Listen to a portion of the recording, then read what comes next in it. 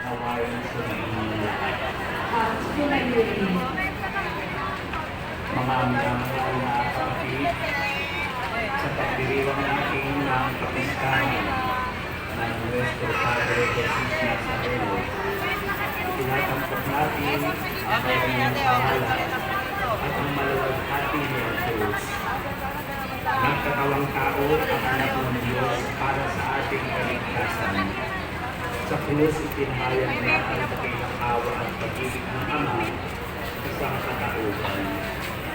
Kay Jesus, bubukala natin pag-asa at lakas ng pangkasarili natin ang ating mga krus ng may pagnalig at sunod at pag-ibig.